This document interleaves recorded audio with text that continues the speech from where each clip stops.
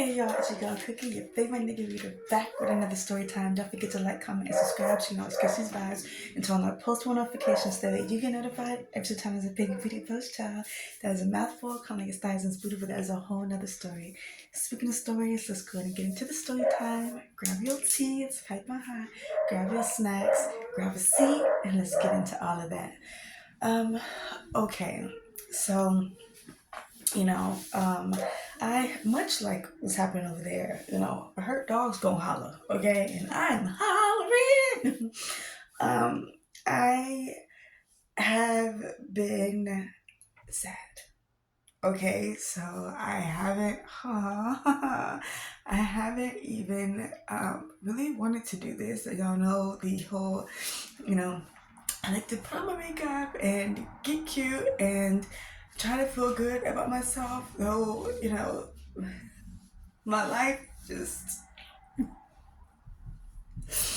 I, am depressed and I have done everything to try to feel better and, I just don't really honestly know what more I can do. I keep trying to get help and people act like finding therapy is very hard. Like online, I do share my story, everyone's just like, oh, why are you sharing this online? What can we do? How can we help? And like sarcastically sometimes.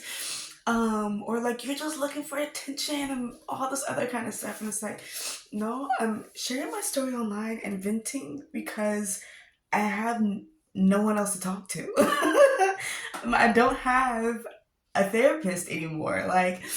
So it's just like sharing my story online and talking to my online community is the only outlet that I have. And I am trying my hardest to stay as sane as possible as I'm going through this. Because just imagine, like, having a life altering situation where you had an allergic reaction so bad that you end up in the ICU on oxygen fighting for your life. Okay? Then you're actually assaulted while you're in there. Then you have a medicine-induced stroke allegedly, okay? Then you experience medical negligence and nurse abuse. And you were able, when you walked into the hospital, and then you left in a wheelchair. It's like, I don't understand how people don't understand how traumatizing that is. Like, it's not like, oh, I'm just sad because my boyfriend broke up with me. No, I'm sad because I'm fucking disabled. I'm sad because I had a life-altering situation that took away my job that I actually really love, okay? I really love fitness and I've been doing it for almost 10 years and it took care of me. It helped me create the life that I wanted while also providing me great peace. Like whenever I would feel upset, oh my gosh, my eyes are burning. Whenever I would feel upset or sad about something, you know what I would do? I would go to the gym. I would go work out. I would put on a cute outfit, do my hair and go to the gym and have a great workout. And then by the time I left the gym, I would feel great. What I used to tell myself and tell my clients is when you come into the gym, you leave every emotion you got here in the gym. Okay? So that way when you leave, you don't hold it with you. You don't take it with you. And oh my gosh, my eyes are burning. Look. And not being able to do that, not being able to go into the gym and release those emotions is hurtful and painful, which is why I am always crying because I'm like, I don't know what to do. Like, the one outlet that used to help me feel the best was to work out. And I've been working out since I was 9 years old. So that's my entire life practically, okay? I am in my 30s. I've been working out and physically active my entire life. So to go from that to a wheelchair and I'm having to wear this as back support because my back hurts, my neck hurts, I can't fully put pressure on the left side of my body. My left side is still weak. I struggled opening up a water bottle with my left hand this week. And it's going on 2 years since the situation. Like I feel like sometimes people just can't comprehend like how real this is for me and like how serious this is for me, and like don't show grace like at all.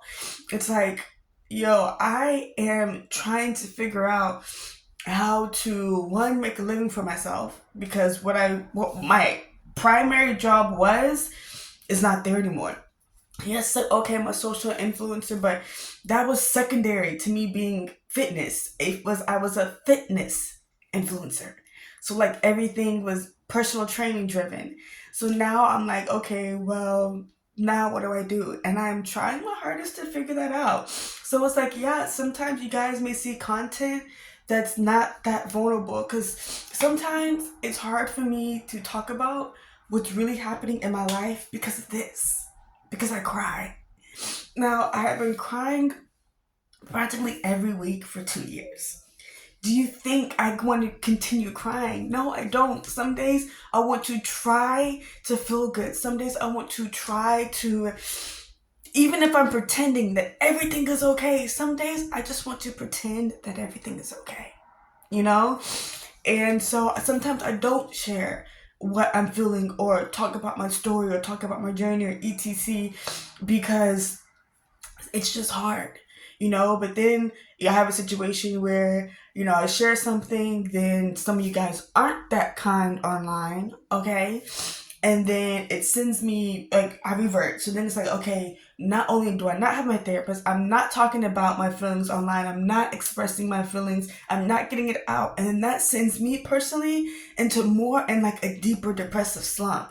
So I don't care what you guys have to say online. I want to continue sharing my story because my online community is my therapist at this point, okay? When I share my story and the people who actually do care, you guys lift me up in prayer, you guys lift me up with encouragement, and that helps me feel better because I don't have that from my family. And that's another thing, I don't talk to my family. Like, I've expressed that. So it's like, I've been sharing all parts of my journey and my story, like from my childhood up until now, just so you guys can fully understand, like, how, like, intense the situation is for me. Like, I don't have anybody helping me on a day to day, like, and it hurts. Like, emotionally, I'm like all over the place because I have to figure out how to be sad and allow myself to feel my feelings, but also being strong to figure out how to continue to support myself because I'm doing it by myself and my body hurts and I'm still trying to figure out how to make sure I do everything I need to do while I am in so much pain. I'm literally in so much pain emotionally and emotionally and physically, that I'm trying to figure out the best. I'm trying to do the best that I possibly can, y'all. And for the people who do allow me to share my story, I appreciate y'all. I really do appreciate y'all because it's hard. Being vulnerable is not easy for me, which is why for almost a year, I didn't say anything. And for months, I didn't even tell y'all what was going on. And y'all were like, what's happening? Why are you in a wheelchair, etc? And I didn't even tell y'all. Meanwhile, I am struggling in real life. So it's just like, I'm like, you know what? I personally got to a point where I was just like, I am going to talk about my story. It's my story, it's my journey. I am allowed to do that, so I'm going to do that. So that's what I did.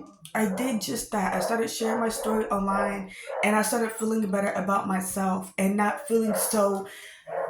I stopped judging myself so much, even though I still judge myself. I stopped judging myself so much about having all the emotions that I feel and for being so sad.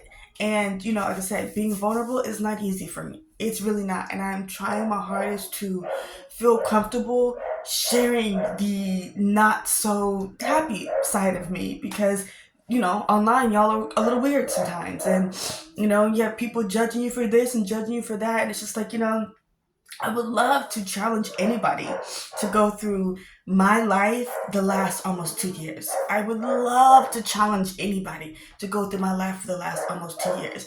And I would love to see how you handle it. I would love to see how you respond to it. It ain't easy, bruh. It's really not easy. I am trying my hardest to, one, keep a roof over my head.